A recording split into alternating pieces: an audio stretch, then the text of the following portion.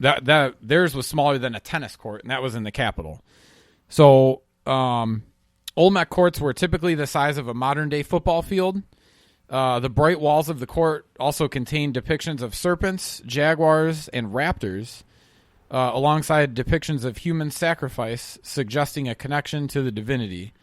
Buildings found here were all very interesting and possibly something we could talk about in the future. So the Mayans were mostly wiped out. However, some of the descendants still live in Central America today. The majority of them live in Guatemala, which is home to Tikal National Park, the site of the ruins of the ancient city. 60% of Guatemalans. 60% of Guatemalans are of Mayan descent, actually. The earliest Mayans were a single-language culture, but even pre-classical era, many Mayan languages started to develop. In modern-day Mexico, around 5 million people speak some 70 different Mayan languages, and most are bilingual in Spanish as well. That's all I have. I finishes all this segments with. I don't do that. You should start. No, don't. That's annoying. I might. Okay, so really quickly to go back to this pyramid. You said it was 91 steps? Yeah. Felt like more. And less at the same time. This pyramid is out in the middle of a field now. Yeah. And from what I understand, they no longer allow people to go up and down it, which I understand because there's two things. One is it's got it had tours. You could actually go inside the pyramid through some of the passages, kind of like the pyramids that they have in Egypt, with the inner chambers and stuff like that. Yeah.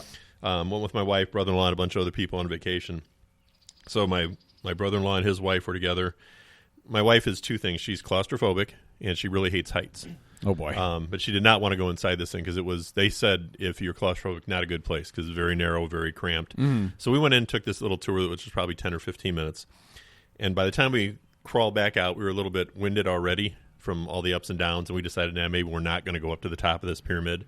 We went around looking for my wife, and she's nowhere to be found, and we hear this little voice going, yo. We look, she's up at the top of this freaking thing, which is like, are you kidding me?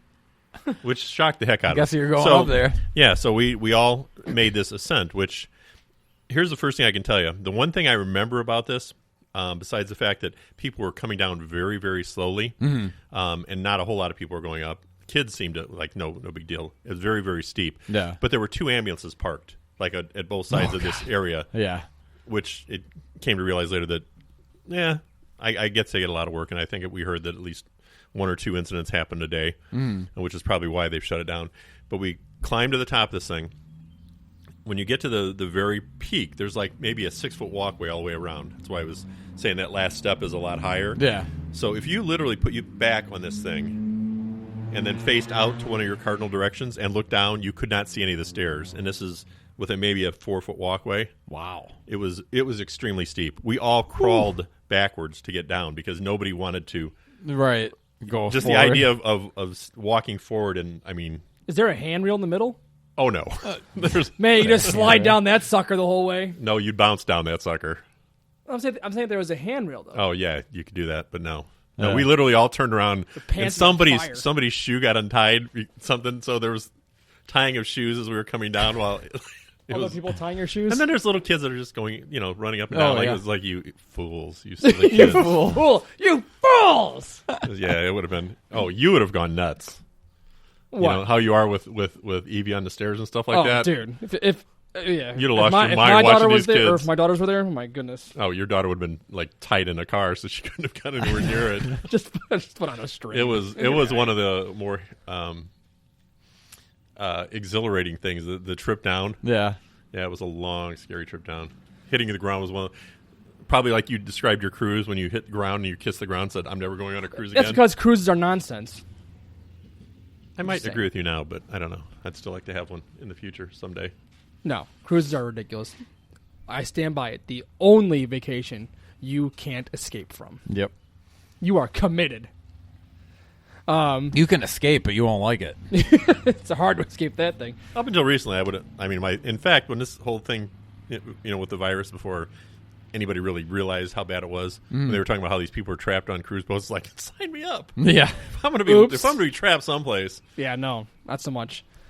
Yeah, I definitely would love to travel to see some of these places like Chichen Itza.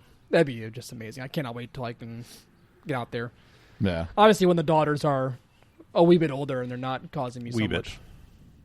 Well, a lot of it. But anyway, before we go, I want to make sure we bring up a friend of the show, Andrew, had messaged me, and a couple of the questions from the Trivia Night episodes. I don't know if I said them wrong. It's very possible, or if maybe they were just a little bit of a slip up on the blame it on Don. The bookend. Well, it's not Don's fault. Okay. But anyway, I wanted to make sure that we brought up his corrections. He said the Portuguese man o' war is not actually a jellyfish. Specifically, it's a siphonophone. Oh, siphonophore. I'm sorry, it's not an instrument. Siphonophore, and apparently the vernal equinox is in March, not June. Apparently that was mixed up somehow in the question, or maybe I did it wrong. Yeah. So either way, I apologize, and thank you to Andrew for sending in that correction and keeping us on our feet. And toes. Say totes? No, toes. Toes. Keeping you on your toes. What'd I say? Feet. Oh. It's been a long time. Well, we had a good time. We're glad to be doing this again. Because those trivia nights reading by myself in the studio was kind of a bummer. Yeah. Just, firing up all this stuff by myself, it sucks. So, yeah. But again, we want to make sure that we send out another thank you to Arcturus Publishing for allowing us to use their book. If you can, if you get a chance, hop over there and give them a rating or review on Amazon or whatever area you can. That's one thing they said that they would appreciate. So with that, we'll wrap it up. If you want to get in contact with us, you can do that at triviarogues@gmail.com. Again, triviarogues@gmail.com. Make sure you check us out on Instagram, Twitter, I have to press Facebook. the button. Yeah, and this is the first time we've had music in a long time. I know. So I almost forgot. yeah, and make sure you check us out, patreon.com/triviarogues. Make sure you check out a bunch of other things that I'm not used to saying anymore. Bye-bye. Bye-bye.